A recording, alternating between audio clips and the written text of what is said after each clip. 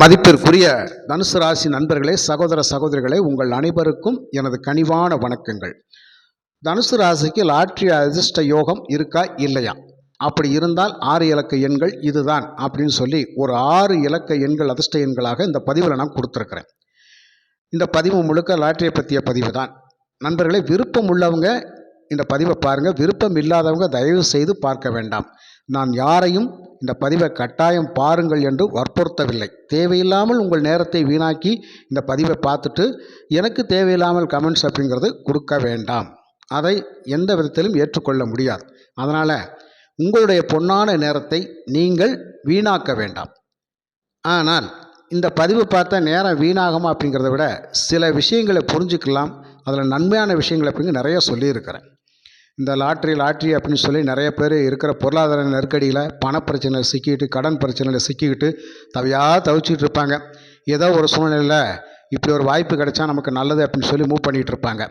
இந்த காணொலியை பார்க்குறவங்க வெளிநாடுகளில் இருக்கக்கூடிய நிறைய நபர்கள் கேட்குறாங்க. ஆனால் தமிழ்நாட்டில் லாட்ரி கிடையாது. இங்கு விற்பதும் வாங்குவதும் சட்டப்படி குற்றம், தடை செய்யப்பட்டுள்ளது. இந்த தவறுகளை இங்கு செய்ய வேண்டாம். மற்றபடி அண்டை மாநிலங்களில் நிறைய இருக்குது, அதை ஏற்றுக்கொள்ளக்கூடிய மாநிலங்களில் நிறைய இருக்குது. அதனால் அந்த வழியாக போகின்ற பொழுதோ வருகின்ற பொழுதோ அந்த ஷீட்டை வாங்கக்கூடிய அமைப்பு நமக்கு நேர்ந்து விட்டால் கண்டிப்பாக அதுக்கு ஒரு நல்ல நேரம் இருந்துச்சுன்னா கட்டாயம் கிடைக்கும் அப்படிங்கிற அமைப்பு தான். மற்றபடி பகவான் கடவுள் கொடுக்க நினைப்பதை யாராலும் தடுக்க முடியுமா? அவர் கொடுக்க நினைச்சிட்டா கட்டாயம் கொடுப்பார் அப்படின்னு சொல்கிறது. நீ சொன்னால் பரிசு விழுந்துருமா? நீ கொடுக்குற நம்பரை வாங்கினா பரிசு விழுந்துருமா? நீ என்ன கடவுளா அப்படின்னு சொல்லி கேட்குறதெல்லாம் ஒரு விதத்தில் யோசிக்க வேண்டிய விஷயந்தான். எனக்கு அதிர்ஷ்டம் கொடுக்குற கடவுள் கூரையை பொத்துக்கிட்டு கொடுப்பாரு அப்படிங்கிற மாதிரி கதவை அடிச்சுட்டு வீட்டுக்குள்ளே படுத்திருந்தா எந்த பகவான் கொண்டு வந்து வீட்டுக்குள்ளே கொடுப்பாரா? எப்படி கொடுப்பாரு? அதுக்குன்னு ஒரு முயற்சி பண்ணால் தானே கிடைக்கும். அப்போ லாட்ரி அப்படிங்கிற ஒரு விஷயம் ஏதோ ஒரு இடத்துல இருக்கும். அதை நடந்து போய் அந்த இதில் ஈடுபடுறதுக்கான ஒரு அமைப்பாவது நமக்கு வேணும் இல்லையா? அப்போ அந்த மாதிரி முயற்சி செய்கிறவங்களுக்கு தான் அது கிடைக்கும். முயற்சியே செய்யாமல் ஒரு இடத்துல உட்காந்துக்கிட்டு எனக்கு அந்த 12 கோடி கிடைக்கணும், 12 கோடி கிடைக்கணும் அப்படின்னு சொன்னால் எப்படி கிடைக்கும்? அதனால் முயற்சி பண்ணுறவங்களுக்கு நிச்சயமாக ஒரு வாய்ப்பு அப்படிங்கிறது கிடைக்கும். இதில் ஒரு சின்ன விஷயம் என்னன்னு கேட்டால், சுய ஜாதகங்களில் இந்த லாட்ரி யோகத்துக்கு ஒரு முக்கியமான ஸ்தானங்கள் 2 இருக்குது. அது என்னன்னு கேட்டால், 5ஆம் இடம் அதிர்ஷ்டஸ்தானம். ஒரு ராசியிலேருந்து 5ஆம் இடம், லக்னத்திலேருந்து 5ஆம் இடம், அது எந்த இடமாக இருந்தாலும் 5ஆம் இடம் அப்படிங்கிறது அந்த கிரகம் அப்படிங்கிறது சுபத்துவத்தோட, அந்த இடம் சுபத்துவத்தோட இருந்தால், அந்த 5ஆம் தேதியோட தசாபுத்திகள் நடக்கிற காலகட்டங்கள் அப்படிங்கிறது நம்மளுடைய ஜாதகத்தில் யோகாதிபதியாக இருந்து, அதாவது நாமயோகம் கரணம்னு சொல்லி ஒன்று இருக்கும். அதன் அடிப்படையில் எந்த நாமயோகத்தில் பிறந்திருக்கிறாங்களோ அந்த நாமயோகத்துக்கு 5ஆம் அதிபதியே யோகாதிபதியாக வந்துட்டாருன்னு வச்சுக்கோங்களேன், ரொம்ப சிறப்பாக இருக்கும். அவருடைய தசாபுத்திகள் போய் கொண்டிருக்கிற காலத்தில் இந்த 5ஆம் இடத்தினுடைய வழியாக அந்த அதிர்ஷ்ட வாய்ப்புகள் கிடைச்சிடும். பொதுவாகவே இந்த 5ஆம் இடம் அப்படிங்கிறது இந்த ட்ரேடிங்கில் போகிறவங்க, நிறைய வர்த்தகத்தில் ஈடுபடக்கூடியவங்க, இந்த மாதிரி லாட்ரி அதிர்ஷ்டங்களில் ஈடுபடக்கூடியவங்க, பெட்டு கட்டி ஜெயிக்கக்கூடியவங்க அப்படிங்கிறது நிறைய விஷயங்கள் இந்த 5 உண்டு. 5ல் நிறைய இருக்குது சொல்லலாம். காதலில் வெற்றி பெறவங்க, கல்யாணத்தில் வெற்றி பெறவங்க, மன ரீதியாக செயல் ரீதியாக ஒவ்வொரு விஷயத்தில் முன்னேற்றத்தை நோக்கி போகக்கூடியவங்க, உயர் பதவி, கல்வி, வேலை வாய்ப்பு, நிறைய விஷயங்கள் 5ல் உண்டு. போட்டி பந்தயங்களில் கலந்துக்கிட்டு ஜெயிக்கக்கூடிய அமைப்பு அப்படிங்கிறதெல்லாம் 5 தான். அப்போ 5ஆம் இடம் வலுப்பெறணும் இல்லையா? அப்போ அந்த ஸ்தானத்தினுடைய அதிபதி வலுவாக இருக்கணும் இல்லை ஜாதகத்தில்? அப்படி ஒரு அமைப்பும் உண்டு. 8ஆம் இடம் புதையல் ரகசியம். அப்போ 8ஆம் இடம் புதையல் ரகசியம் அப்படிங்கிறா அது ஒளிஞ்சு கிடக்கக்கூடிய மர்மம் அப்படிங்கிறது. அது எப்படி கிடைக்கும்? அது எந்த விதத்தில் கிடைக்கும்? 5ஆம் இடத்துல அதிர்ஷ்டம் இருந்தால் தான். 5ஆம் இடம் இன்னொரு விஷயம், குலதெய்வம். குலதெய்வத்தினுடைய அனுகிரகம் நமக்கு வேண்டும். அப்போ 5ஆம் இடத்துல அதிர்ஷ்டம் இருந்தால் தானே 8ஆம் இடத்துல இருக்கக்கூடிய புதையலை நாம் எடுக்க முடியும், அது கிடைக்கும். அப்போ 5, 8ம் பாழ்பட்டு போச்சுன்னா கட்டாயம் அவங்களுக்கு லாட்ரி யோகம் கிடைக்காது. சுய ஜாதகத்தில் நிச்சயமாக ஒரு ஆய்வு உண்டு, அது தெளிவாக பார்க்கணும். சரிங்களா? அதுக்கப்புறம் ஜாதகத்தில் குடும்பஸ்தானம் அப்படிங்கிற 2ஆம் இடமும், பாக்கியஸ்தானம் என்று சொல்லக்கூடிய 9ஆம் இடம், லாபஸ்தானம் என்று சொல்லக்கூடிய 11ஆம் இடம் எல்லாம் சுபகிரகங்கள் பார்வை பெற்றிருந்தால், இந்த சுபகிரகங்களுடைய பார்வை தொடர்பு பெற்றிருந்தால் உண்மையாகவே அந்த நடக்கிற தசாபுத்தி காலங்களில் நிச்சயமாக அவங்களுக்கு நிறைய அதிர்ஷ்ட வாய்ப்புகள் எப்படி கிடைக்கும். அந்த அதிர்ஷ்ட வாய்ப்புலாம் நாட்டில் மட்டும் கிடையாது. சொந்த தொழிலில் வெற்றி பெறக்கூடியவங்க, வேலை விஷயங்களில் போய் உடனே சாதிக்கக்கூடிய அமைப்பு அப்படிங்கிறது, நினச்ச வேலைக்கு போகக்கூடியது, போட்டித் தேர்வுகள் எழுதிட்டு வெற்றி பெற்று அரசு சார்ந்த துறைகளுக்கு வேலைக்கு போகிறது, நினைச்ச காரியங்களை சக்ஸஸ் போகிறது, விளையாட்டுத் துறையில் ஜெயிச்சு மெடல் வாங்கக்கூடிய அமைப்பு அப்படிங்கிறது, இப்படியாக சாதனைகள் அப்படிங்கிறதெல்லாம் புரியக்கூடிய அமைப்புக்கு இந்த இடங்களெல்லாம் சுபத்துவம் பெற்றுக்க வேண்டும் அப்படிங்கிற விஷயம் உண்டு. அப்போ ஜோதிட சாஸ்திரத்தில் நிறைய விஷயங்கள் இருக்குது. பொதுவாகவே இந்த ராசிக்கு லாட்ரி யோகம் இருக்கா அப்படிங்கிறத கேட்குறவங்க இந்த சுய ஜாதகங்களையும் கொஞ்சம் தெளிவாக பார்த்துக்கிட்டீங்க அப்படின்னு சொன்னால் நீங்கள் ஒரு பண விரயம் அதிகமாக பண்ண வேண்டிய அவசியம் இருக்காது. ஒரு முக்கியமான விஷயம் என்னென்னு கேட்டால், ஒவ்வொருத்தருக்கும் ஒரு நாமயோகம் இருக்கும். அந்த நாமயோகத்துக்கு 2 கிரகம், ஒன்று அவயோகம், ஒன்று யோகாதிபதி இருப்பாங்க. அந்த யோகாதிபதியினுடைய நட்சத்திரங்களை தேர்ந்தெடுத்து அந்த நட்சத்திர நாட்கள் எப்போ வருதோ அந்த நட்சத்திரத்தில் மட்டும் மூவ் பண்ணிக்கிட்டோன்னா அந்த கிரகம் குறிக்கக்கூடிய அந்த நட்சத்திர அதிபதி குறிக்கக்கூடிய ஓரையை கடைப்பிடிச்சு கரெக்டாக போனோம் அப்படின்னு சொன்னால் என்றாவது ஒரு நாள் அதில் தான் கிடைக்கும். இது சுய ஜாதகத்தில் தான் இருக்கும். கர்ணநாதன் ஏதோ ஒரு கரணத்தில் பிறந்திருப்பீங்க. அந்த கரணத்துக்கு ஒரு பகவான் அதிபதியாக வருவார். அவருடைய நட்சத்திரம் எப்போ வருதோ அந்த நட்சத்திரத்துக்கான ஓரை எப்போ வருதோ அதில் நம்ம சில விஷயங்கள் பண்ணுகின்றோம், சக்ஸஸ் ஆகும். தீராத பிரச்சனை தீர்க்கணும்னு சொன்னால் அதில் போனால் அந்த நட்சத்திரத்தன்னைக்கு போனால் தீரும்னு அர்த்தம். மரணத்தின் விளிம்பில் இருக்கிறத கூட நம்மளை காப்பாற்றி கொண்டு வந்து ஒரு கிரகம் நம்மளை வாழ வைக்குது அப்படின்னு சொன்னால் அது கர்ணநாதன் தான். இப்படி ஜோதிட சாஸ்திரத்தை நிறைய விஷயங்கள், ஜாதகங்களில் நிறைய விஷயங்கள் இருக்குது. உங்கள் சுய ஜாதகத்தை தெளிவாக ஒரு முறை ஆய்வு பண்ணி பாருங்கள். இந்த லாட்ரி அதிர்ஷ்டத்துக்கெல்லாம் என்ன கிடைக்கும் அப்படிங்கிறத அதை பார்க்காம மனம் போன போக்குலாம் போய் அதில் எப்படினாலும் நமக்கு கிடைக்கும் அப்படிங்கிற ஒரு கூட்டு நம்பிக்கை வச்சு பணத்தை அதில் நிறைய இன்வெஸ்ட்மெண்ட் பண்ணி விரயமாகி கடனை தீர்க்கறதுக்கு ஒரு இன்னொரு கடனை வாங்கி அதில் லாட்ரியும் விளையாண்டு கடனாகி ஏற்றுக்கொள்ள முடியாத ஒரு விஷயம். சரிங்களா? நமக்கு பொருளாதார பிரச்சனை இருக்குது, கடன் பிரச்சனை இருக்குது. ஏதோ ஒரு விஷயத்தை நம்ம பிள்ளைகளை படிக்க வச்சோம், குடும்பத்தில் நிறைய செலவாகி போச்சு, அதனால் சுப செலவுக்காக கடனை வாங்கிட்டேன், கடனை வாங்கி வீடு கட்டினேன், ஏகப்பட்ட சிக்கலில் நான் இருக்கிறேன். ஏதோ இந்த மாதிரி ஒரு வாய்ப்பு கிடைச்சா நமக்கு நல்லா தான் அப்படின்னு சொல்லி நினச்சிட்டு நம்ம அதில் போவோம்.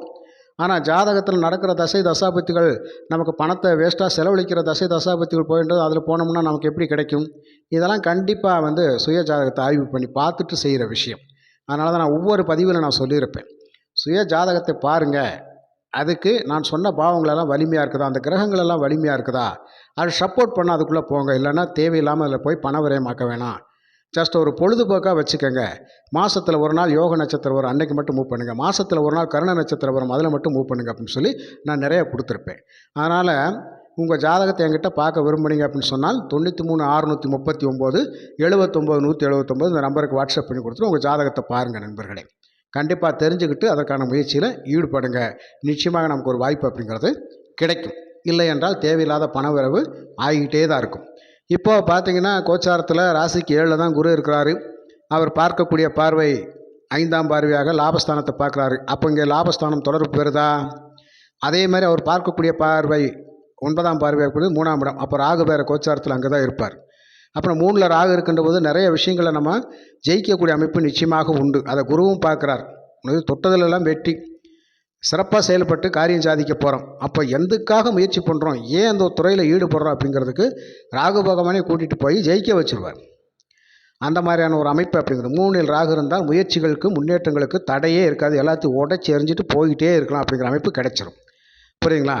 அவர் குருபவன் 7ஆம் பார்வை ராசியை வேறு பார்க்குறார்.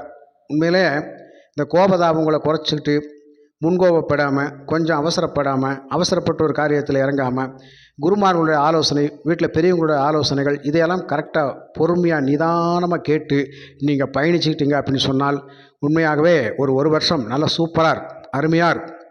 சரிங்களா? இங்கே பாக்கியஸ்தானத்தில் கேது இருப்பார். ஏதோ முன்னோர்களை வணங்கி வழிபடுவது அப்படிங்கிறது, ஆலய தரிசனம் அப்படிங்கிறது, இஷ்ட தெய்வத்தை வழிபடுவது, குலதெய்வத்தை வழிபடுவது அப்படிங்கிறத சிறப்பாக பண்ணிக்கலாம். ஒரு புண்ணியம் அப்படிங்கிறது கண்டிப்பாக கிடைக்கும். இங்கே 4ல் அர்த்தாஷ்டம சனியாக இருக்கிறார். அஷ்டம சனியில் பகுதி அமைப்பை 4ல் இருக்கிற சனி பகவான் கொடுப்பார். இருந்தாலும் சனி இருக்கிற இடத்துக்கு நன்மைகளை வாரி வழங்குவார் அப்படிங்கிறது. அப்போது 4ஆம் இடம் உயர்கல்வி வேலை வாய்ப்புகள் அப்படிங்கிறது, தொழில்முறை வேலை வாய்ப்புகள் அப்படிங்கிறதும், மற்றபடி சுகஸ்தானம் அப்படிங்கிற வீடு வண்டி வாகன சொத்து பத்து சம்மந்தப்பட்ட விஷயங்கள்லாம் சனி சக்ஸஸ் ஆகி கொடுப்பார் அப்படிங்கிறதான். புரியுதுங்களா? அதனால் சனி பகவான் இருக்கும் இடத்திற்கு நன்மைகளை வாரி வழங்குவார். பார்க்கின்ற இடத்துக்குத்தான் பலனை குறைப்பார் அப்படிங்கிற ஒரு விஷயமும் இருக்குது. அதனால் அவர் சனி 7ஆம் பார்வையாக அந்த உங்களுடைய 10ஆம் இடம் ஜீவனஸ்தானத்தை பார்ப்பார். நீங்கள் எந்த இடத்துல வேலை செய்கிறீங்களோ நீங்கள் உண்டு, உங்கள் வேலை உண்டு அப்படின்னு சொல்லி மட்டும் இருங்க. தேவையில்லாத விஷயங்களெல்லாம் ஈடுபட்டு உங்கள் டயத்தை வேஸ்ட் பண்ணி தேவையில்லாத வாக்குவாதங்கள் பண்ணுறது, தேவையில்லாத சிந்தனைகளை வளர்த்துக்கொள்வது, தேவையில்லாத பழக்க வழக்கங்கள் பண்ணுவது அப்படிங்கிறதெல்லாம் உங்களை மைனஸ் ஆக்க வச்சு, அப்போ கர்மமே கண்ணாயினார்ன்ற மாதிரி கடமையே கண்ணுங்கருத்துமாக இருக்கிறேன், என் பணி இப்போ என் கடமை பணி செய்து கிடப்பது அப்படிங்கிற மாதிரி உங்கள் வேலையை மட்டும் பார்த்துட்டு போயினா எந்த பிரச்சனையும் இல்லைன்னு அர்த்தம். ஆக இப்படியான விஷயங்களும் தற்போது உண்டு. சரி, ரைட்டு, இது ஒரு பொதுவான பலனாக நான் சொன்னேன். இப்போ அதிர்ஷ்ட எண்கள் பற்றி நம்ம தெரிஞ்சுக்கலாம். இந்த அதிர்ஷ்ட எண்கள் அப்படிங்கிறது தனுசு ராசிக்கு 3, 5, 9, 1, 6, 4, 359, 164.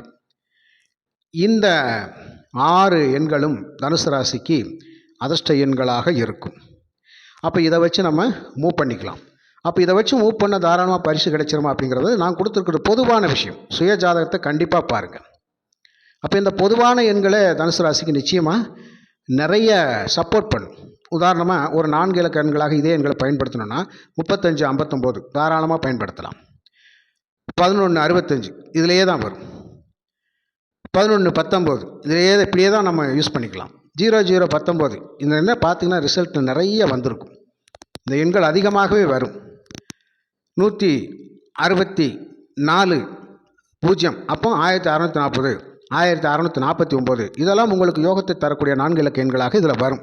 அப்போ முயற்சி பண்ணிக்கலாமா? தாராளமாக முயற்சி பண்ணுங்கள். ஒரு பொதுவான எண்கள் இந்த ஜூன் மாதம் முழுவதும் பயன்படுத்திக்கலாம். நிச்சயமாக நீங்கள் ரிசல்ட்டில் பார்த்தீங்க, ஏதாவது ஒரு லாட்டரி ரிசல்ட்டில் பார்த்தீங்கன்னா நான் சொல்லக்கூடிய 4 இலக்க எண்கள்லாம் கட்டாயம் இருக்கும். இந்த 35, 59 இருக்கும். புரியுங்களா? 35, 50 இருக்கும். 0 அப்படிங்கிறது வரலாம், தாராளமாக ஏதோ ஒரு இடத்துல வரலாம். 35, 56 இருக்கும். இப்போ 2ஆம் நம்பர், 7ஆம் நம்பர், 8ஆம் நம்பர் நான் இதில் சொல்லவே இல்லை. அப்போ நம்மளுடைய எண்கள் அப்படிங்க 3, 5, 9, 1, 6, 4 கொடுத்துருக்கேன்னா இந்த 2, 7, 8 அப்படிங்க கூட வரலாம். ஒரு உதாரணத்துக்கு நான் சொல்கிறேன். 79, 58ன்னு சொல்கிறேன்னு வச்சுக்கோங்க. இப்போ 7 நான் சொல்லவே இல்லை, 8 நான் சொல்லவே இல்லை. இடையில பார்த்தீங்கன்னா உங்களுடைய எண்கள் இருக்கும். 5, 9 இருக்கா? நிச்சயமாக 99, 95, 0, 995 இப்படி இந்த எண்கள் அதிகமாக வந்துக்கிட்டே இருக்கும். நிச்சயமாக ஒரு வாய்ப்பு அப்படிங்கிறது கிடைக்கும். அப்போ தனுசு ராசி நண்பர்களுக்கு இதுதான் அதிர்ஷ்டத்தை தரக்கூடிய எண்களாக இருக்கும். இந்த லைனாக கிடைக்காட்டி கூட மாற்றி எப்படி வேண்டுமானாலும் அமைச்சுக்கலாம். 0ம் வரும். இந்த 2, 7, 8 அப்படிங்கிற சொல்லாத எண்களாக இருந்தும் இதுவும் கூட எங்கு வந்தாலும் ஒரு எண் 2 எண் வரலாம். ஆனால் நம்மளுடைய எண்கள் அதிகமாக இருக்கும்.